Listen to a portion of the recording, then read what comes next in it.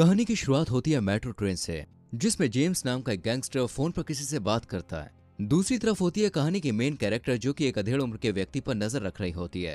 तभी उस अधेड़ आदमी का न्यूज़पेपर एक लेडी से टकरा कर कहीं गुम हो जाता है। इधर जेम्स ट्रेन से बाहर निकलते हुए जोहाना से टकरा जाता है। अब ये तीनों, जो एक दूसरे को बिल्कुल भी नहीं जानते हैं, ये एक ही स्टेशन पर उतरते हैं। यहाँ जोहाना उस अधेड़ आदमी का पीछा करते हुए एक रेस्टोरेंट में जा पहुंचती है। अब सीन शिफ्ट होता है और एक मोटू भाई साहब हमें देखने को मिलते हैं।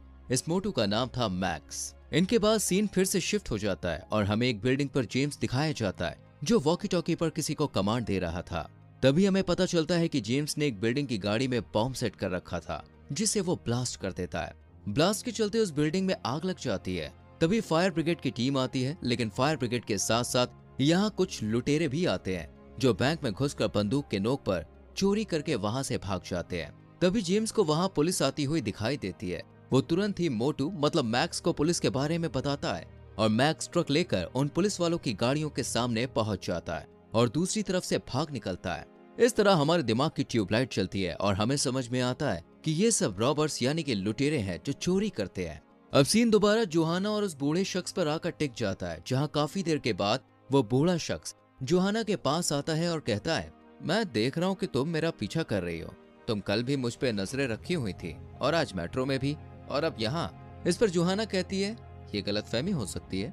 इतना कहकर जोहाना वहां से जाने लगती है, लेकिन वो बूढ़ा आदमी उसका हाथ पकड़ लेता है और उससे पूछता है, बताओ मेट्रो में वो औरत मुझसे कब टकराई थी। इस तरह वो सारी टाइमिंग पूछता है, लेकिन जोहाना भी सारे जवाब दे देती है। बस एक सवाल का जवाब जोहाना नहीं दे पाती, और वो ये है कि वो न्यूज़पेपर कहाँ गया जो उस अधेड़ के हाथ में था। इस पर वो अधेड़ आदमी कहता है कि हमें बेहतर की उम्मीद थी, और एक पेपर छोड़कर वहां से चला जाता है। अब जोहाना उस पेपर पर स्क्रैच करती है तो वहां पे लिखा होता है, यू आर सेलेक्टेड। यानी जोहाना का ये टास्क था और अब वो एक जासूस बन गई थी एक तरह से। अब सीन दिखाया जाता है अंधेरी रात का, जहां वो चोर अपना अपना हिस्सा बांट रहे थे। इनमें से एक चोर कहता है कि हमने मेहनत ज्यादा की तो जेम्स को पैसे ज्यादा क्यों मिले। ये सुनकर बाकी चोर सन्न पड़ जाते हैं। तभी जेम्स आता है और उस आदमी को बुरी तरह मार पीट कर अपने पैसे लेकर चला जाता है। अब जेम्स एक बूढ़े आदमी के पास जाता है जो जूते बनाने का काम करता था। असल में जेम्स ने चोरी की ट्रेनिंग इसी से ली है, क्योंकि ये शूमेकर पहले एक चोर हुआ करता था और अब इसके पास जेम्स का पासपोर्ट था, जिसे देने के बदले वो उससे अपने काम करवा रहा था। और अब वो जेम्स को एक और टास्क देता है। अब कहानी आ जाती है उस अधेड़ के ऑफिस पर। असल में इस अधेड़ का नाम था चीफ हॉन्ग, जहाँ जोहाना आती है। चीफ हॉन्ग उसे सबसे मिलवाता है। यहाँ पे हम देखते हैं कि चीफ हॉन्ग की टीम का नाम जानवरों की तरह था, जैसे मंकी, स्लॉथ, मोल, वाइपर, ऑस्ट्रिच और स्क्वेरल। अब ये सब लोग मैक्स, जो कि सीसीटीवी में हल्का सा दिखा था, उसकी तलाश में निकल जाते हैं। लेकिन हॉन्ग जोहाना को गाड़ी से बाहर नहीं निकलने देता है, पर थोड़ी देर बाद वो उसे टॉयलेट ब्रेक देता है, जहाँ जोहाना अपने आप से बात करती है, लेकिन वॉकी टॉकी बंद करना भूल जाती है, जिससे पूरी टीम उसकी बातें सुनकर ठहाके लगा लगा के हंसती है। अब हमें जेम्स दिखाया जाता है, जो एक और चोरी करने में कामयाब हो जाता है। तभी वो एक आदमी को देखता है जो सामने वाली बिल्डिंग से उसकी तस्वीरें निकाल रहा था। जेम्स फौरन ही उस बिल्डिंग में गया और उस फोटोग्राफर को राम प्यारा कर दिया। दूसरी तरफ जोहाना दिखती है, जो कुछ गुंडों के साथ मार पीट करती है। तभी मिस्टर हॉन्ग उसे आकर बचा लेते हैं। इधर जेम्स उस शूमेकर के पास पहुंचता है और पासपोर्ट मांगता है, लेकिन बुढ़ाऊ इतना चालू था कि उसे पासपोर्ट देने की जगह एक और काम सौंपता है। लेकिन जेम्स ये काम करने से मना करके वहां से चला जाता है। तभी उसकी गाड़ी में दोस्तों एक कॉन्ट्रैक्ट किलर आता है, पर यहाँ उल्टा चोर दूसरे चोर पर भारी पड़ता है। मतलब जेम्स उस कलर को ही किल करके शूमेकर के पास जाता है और कहता है, बस ये आखिरी बार है, अगली बार अगर तुमने पासपोर्ट नहीं दिया तो तुझे ही मार दूंगा। इस पर वो बूढ़ा बत्तीसी चमकाता है और जेम्स वहां से चला जाता है। वहीं लगभग 17 दिनों तक मिस्टर हॉन्ग और उनकी टीम भी जेम्स की तलाश में उसी एरिया पर रोजाना पहरेदारी कर रही होती है। तभी कहानी में आता है दोस्तों एक ट्विस्ट। असल में जोहाना, जो रोजाना कार में बैठे बैठे पक चुकी थी, वो मेंटोस खाती है और दिमाग की बत्ती जलाकर हॉन्ग के पास पहुंचती है और एक मैप के जरिए उसे समझाती है कि अब तक मैक्स शहर के 3 एरियाज में देखा जा चुका है, लेकिन ये तीनों वही एरिया है जहां चोरी हुई है। और ये तो आप जानते ही हैं कि चोर कभी भी चोरी वाली जगह पर नहीं आता है, यानी कि अब वो आएगा शहर के मिडिल पार्ट में जहां चोरी हो सकती है। ये देखकर मिस्टर हॉन्ग को बड़ी खुशी होती है और वो बच्ची के दिमाग की कद्र करते हुए उसे भी अपनी टीम के साथ बाहर जाने की परमिशन दे देता है। अब ये लोग शहर के बीच वाले एरिया में मैक्स पर नजर रखने लगते हैं। यहाँ जोहाना को हॉन्ग एक बैग देता है, जिसमें कुछ कपड़े होते हैं। नजर रखते हुए जोहाना को एक मैक्स जैसा आदमी नजर आता है और जब वो अपनी टीम को उसके बारे में बताती है तो ये कंफर्म हो जाता है कि ये मैक्स ही है। तभी होंग जोहाना को कहता है कि अपना लुक बदल दो ताकि वो तुम पर शक न कर पाए। इस पर जोहाना चलते चलते ही कॉप से एक नॉर्मल गर्ल में परिवर्तित हो जाती है। तभी वो आदमी बोले तो मोटू एक दुकान में जाता है जहाँ स्क्विरल पीछे के दरवाजे से जाकर उसका असली चेहरा देख लेता है और उसे पहचान लेता है। इसके बाद जोहाना कुछ सिक्के पर्स में भरकर मैक्स के साथ एक ही लिफ्ट में सवार हो जाती है और जब मैक्स अपने कमरे में जा रहा होता है तो जोहाना अपने सिक्के गिराकर उन्हें उठाने के बहाने उसका कमरा नंबर देख लेती है। अब जोहाना वहां से चली जाती है और स्क्वायर वहां आकर कई सारे स्पाई कैमरा उसके घर के बाहर लगा देता है। इस तरह ये लोग मैक्स पर नजर रखने लग जाते हैं। तभी एक दिन मैक्स अपने घर के बाहर ढेर सारा कचरा रख देता है। जोहाना उस कचरे को लेकर सबूत ढूंढने लग जाती है। यहाँ उसके साथ होंग भी होता है।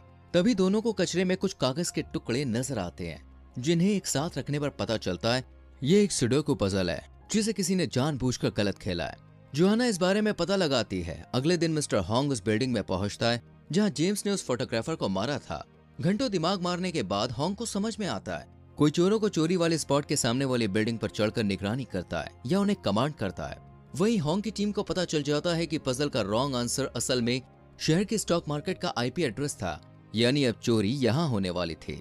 इधर मिस्टर होंग की टीम इन चोरों के अपार्टमेंट में स्पाई कैमरा लगाकर ये पता कर लेती है यही वो चोर हैं जो बैंक में चोरी कर रहे हैं। चोरों की मीटिंग खत्म होते ही होंग इनके पीछे जा ही रहा होता है कि तभी उसकी नजर जेम्स पर पड़ती है, पर वो उस पर इतना ध्यान नहीं देता है। अब जेम्स स्टॉक मार्केट के सामने वाली बिल्डिंग पर जाता है और पुलिस को देखकर अपने चेले चपाटियों से कहता है कि वापस आओ, अब हम चोरी नहीं कर पाएंगे।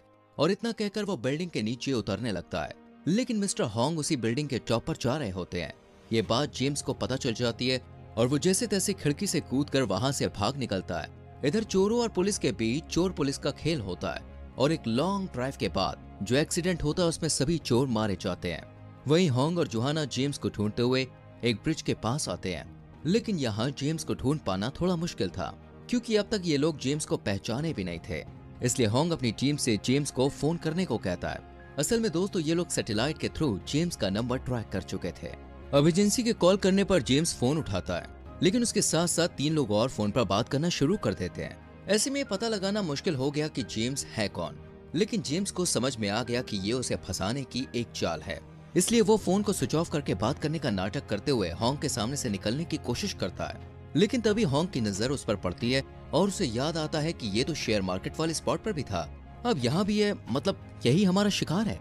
होंग जेम्स का पीछा करने लगता है। वहीं जेम्स भागता हुआ मेन रोड पर आ जाता है जहाँ स्क्विरल ट्रैफिक पुलिस के कपड़ों में उससे आईडी प्रूफ मांगने लगता है। दूसरी तरफ जोहाना ये देख रही होती है, तभी उसे कुछ गड़बड़ नजर आती है और जब वो स्क्विरल के पास जाती है तो देखती है जेम्स ने किसी नुकीली चीज से उसकी गर्दन पर वार किया है। मिस्टर होंग और जोहाना स्क्विरल को फौरन हॉस्पिटल लेकर पहुंचते हैं, लेकिन स्क्विरल को बचा नहीं पाते। इधर जेम्स उस शू मेकर को मारकर अपना पासपोर्ट ले लेता है। कुछ दिन बाद जोहाना अपने घर पर होती है, तभी उसे अपना पहला दिन याद आता है जब वो उस ट्रेन में थी। तभी उसके दिमाग की बत्ती फिर से चलती है और उसे याद आता है कि ट्रेन में उससे एक शख्स टकराया था और वो जेम्स ही था और उसके हाथ में एक पोस्टर था, यानी वो किसी मार्केट का रेगुलर कस्टमर होता है। इस तरह जोहाना समझ जाती है कि आज संडे यानी कि रविवार है और जेम्स आज मार्केट में जरूर आएगा। अब जोहाना भी उस मार्केट में पहुंच जाती है, तभी उसे जेम्स जैसा एक आदमी नजर आता है। जोहाना होंग को सब बता देती है। इतने में जेम्स एक मार्केट के अंदर घुसता है। वो उसके पीछे पीछे उसी मार्केट में चली जाती है। तभी जेम्स उसके पास आता है और कहता है, तो मेरा पीछा क्यों कर रही हो? अब जोहाना कुछ कह पाती है इससे पहले ही वहाँ मिस्टर होंग पहुंच जाते हैं और जेम्स वहाँ से उठकर चला जाता है। अब जोहाना देखती है कि जेम्स टेबल पर रखा चाकू उठाकर लेके आए। वहीं मिस्टर होंग जेम्स का पीछा करते हुए उसके पीछे जाते हैं। जोहाना फौरन वहाँ जाती है और देखती है कि जेम्स ने होंग को चाकू मारकर घायल कर दिया है, लेकिन होंग के कहने पर जोहाना जेम्स के पीछे जाती है, पर तेज बारिश की वजह से वो उसे देख नहीं पाती। लेकिन जैसे ही बारिश रुकती है तो वो उसे देख लेती है। इधर एजेंसी के लोगों ने होंग को बचा लिया था। अब वो सब जोहाना पर सैटेलाइट के जरिए नजर रखते हैं, लेकिन कुछ देर के बाद ही सैटेलाइट का सिग्नल डेड हो जाता है। सिग्नल डेड होते ही होंग दिमाग दौड़ाता है तो उसे समझ में आता है कि शहर का बाउंड्री वाला एरिया ही है जहाँ इस समय सैटेलाइट सिग्नल डेड है। अब ये सब उसी जगह के लिए निकल जाते हैं। यहाँ जोहाना एकदम अकेली होती है। तभी जेम्स आकर उस पर बंदूक तान देता है, लेकिन एजेंसी के भेजे पुलिस वाले भी वहाँ पहुँच जाते हैं और जोहाना जैसे तैसे करके जेम्स के चंगुल से खुद को छुड़ा लेती है। लेकिन खुद को फंसता देख जेम्स ट्रेन के उस पार कूदकर भागने लगता है। तभी सामने से मिस्टर होंग आकर उसे शूट करते हुए स्क्विरल की मौत का बदला ले लेते हैं। अब कहानी के अंतिम दौर में स्क्विरल का फ्यूनरल होता है और कुछ टाइम के बाद जोहाना एक आदमी से टकराती हुई हॉन्ग को फोन करती है कि ये वही है। अब ये कौन है? असल में ये जेम्स का दोस्त है जिसके बारे में ये लोग पता लगा रहे हैं और इस तरह कहानी हो जाती है खत्म।